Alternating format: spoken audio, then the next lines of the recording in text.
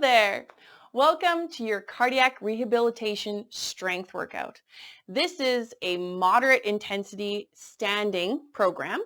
If you're just starting and you're just at that 12-week mark, your surgeon has said you can start exercising, I'd recommend that you do the one before this, which is seated, a little bit more gentle. Okay? When you improve with that, you feel confident, then you can move to this program. Let's warm up with breathing exercise. Sitting up nice and tall, feet are about hips distance apart, roll the shoulders back and down, and take a nice deep inhale through the belly, and exhale. Inhale, exhale, inhale, and exhale. Perfect. Let's start with squats. Feet are about hips distance apart. If you need to slightly externally rotate your feet for this one, you may, but try to keep your feet equal. Hands can be at the shoulders. We start seated. We're going to stand up. The goal is to do a squat where we don't actually use the chair. I want you to hip hinge, bend into the knees, and then squeeze the glutes and stand up. This is much harder than a sit-down squat, and I do like to have that chair behind us always, just in case we need it. You don't have to do all of these reps with me. If you feel like it's easier to have your hands on your hips, feel free to do that as well. Work on squeezing those glutes. My shoulders are pulled down and away. Last one. And then we're going to grab 2 weights. Seated chest press. If you're coming off of the program, the first one, it's exactly the same. We're just using 2 weights instead of 1. Sit on the edge of your chair. Sit back till your shoulder blades rest against the back of the chair. Push the palms up. Palms will be forward. Push the weights up towards the ceiling. Bend those elbows, come down. Push up. Bend those elbows, come down. This is a core exercise as much as it is a chest press. We want to breathe. Never hold your breath. Activate your core. Don't let the spine collapse. Weights come just in front of my shoulders and then push straight up towards the ceiling. Keep going. Keep breathing. If you feel like it's just too much, that's when you take a pause, have some water. 3, 2, and 1. Those weights can come down. We're going to sit forward, and we're going to do the opposite of chest press, which is rows. Again, nice to have that chair behind us. We're going to stand up, hip hinge, bend to those knees a little bit. The weights will drop just in front of your knees. We're going to squeeze those shoulder blades together, come back down. Squeeze the shoulder blades, come back down. Both arms are lifting at the same time while I do this. It is an upper back exercise. We're working the rhomboids, which are shoulder muscles. But it is first and foremost a back exercise. Don't do this. Okay? What we're looking for is to push the butt out. My weight is on my heel bones. Slight bend in the knees. That'll protect your lower back. We don't want to injure ourselves while we're trying to increase our strength. You do not have to do all of these with me. You might be doing more than I am. Okay? Try this one last time. And then I want you to stand up. Those weights can go off to the side. You'll need a wall and your chair. Hands are definitely using the back of the chair for support. What we're going to do is this movement, that hamstring curl, but we're going to put it against the wall. So we're going to try and kick that heel into the wall and then switch. I'm just going to use my couch here. It'll look like this. I'm using that hamstring and then switch to the other side. Push that heel like I was to do this, but because that wall gets in the way, now I have tension there. Do not hold your breath. We can build pressure in our chest cavity. Definitely don't want to do that. So nice deep inhale, nice deep exhale while we do this.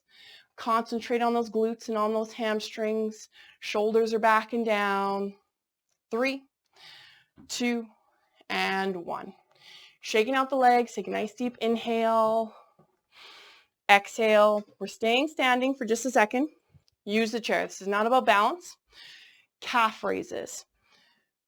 Squeeze your glutes, Lift that rib cage off of the hips, shoulders are back. Can you lift both your heels off the ground at the same time and then come back down?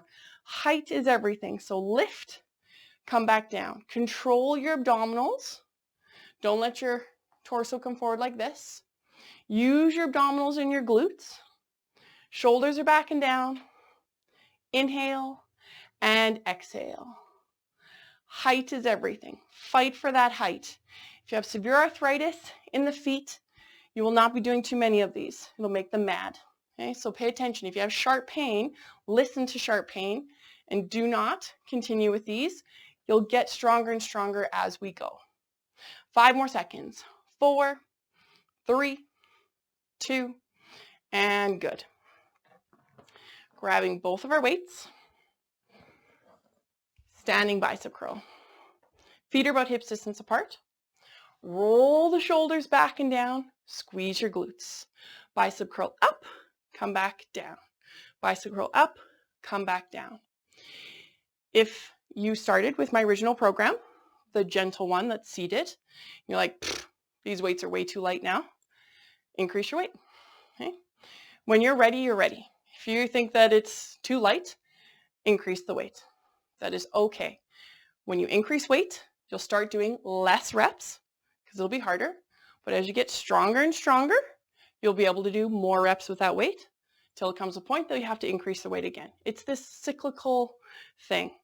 Keep those glutes squeezed. Nice deep inhale, nice deep exhale. You don't have to do these last 5 seconds with me. You can take a break at any time during these. And perfect. The weights can go down. We work the bicep. So now we got to work tricep. Find a wall. The goal is to have your hands about shoulder distance apart, up against the wall. Step away from the wall just a tiny little bit. And your goal is to lean towards the wall till your elbows graze the ribs like this, and then go straight up. So essentially what happens is my forearms are against the wall, and then I push away. My forearms end up against the wall, and then I push away. Okay? You might have to adjust where your hands are. Now my elbows, they're not necessarily touching my torso when I'm doing this, but they're very, very close to my rib cage. Okay? No wider. I don't want you in this position. We don't want to stretch out the chest. We want to keep those arms decently close to the torso and just have those triceps do that movement. Try and squeeze your glutes, activate the core. 3, 2, and perfect. Okay. With the chair. Sit backs. We're on the edge of our chair. Feet are a little bit away from us. Hands are crossed over our shoulders. Activate your abdominals. Can you keep your back straight? Tap the shoulders to the back of the chair. Sit up nice and tall. Tap the shoulders. Sit up nice and tall. If it's too difficult on your lower back or you get pain in the chest, only go about halfway. Feel your abdominals contract and then come forward. This is up to your core strength. Maybe you can only do this for now. And then as you get stronger and stronger, you can lean a little bit further back. But you never want to do this. You don't want to compensate with bad posture. Modify that neutral position. It'll be like this or like this. 5, 4, 3, 2, and perfect. Okay, we will be standing up. Definitely use the chair. It will be in front of you.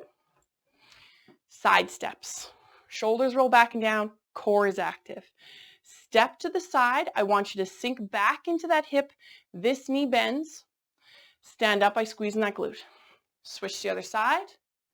Come back up. It's not a big movement. Okay, I'm not doing a lunge, a full lunge. But when I step to the side, I sink back into the hip. See how my hip bent and my knee followed? Not, I bent the knee and my hip isn't really doing anything. Okay? So we focus on that. We got about 20 seconds left. Step to the side, squeeze the glute. Step to the side, squeeze the glute. I have safe position the whole time with this chair. It's restricting my movement. I'm really focusing on squeeze that glute, make the hamstring work. Squeeze this glute, make the hamstring work. Last one. And perfect. Shaking out those legs. Nice deep inhale and exhale.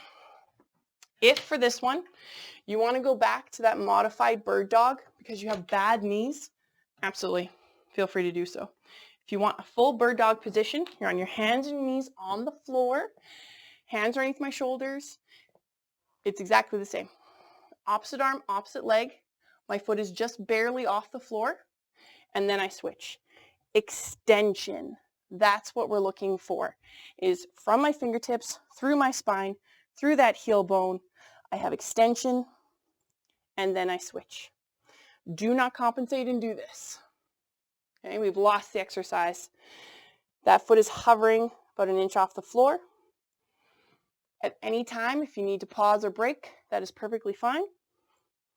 Breathe. Do not hold your breath. Last time. And good. Now, if you're on the floor here, I like to do a nice wide stance with my knees, feet are together, pushing back into child's pose. Normal child's pose looks like this. My arms are extended. What I'd like to see from you is your elbows are bent so that we have gentle, no pulling sensation on that incision site. Just a gentle stretch in the hips and the knees. It might look like this. It might look like this. It depends on that mobility.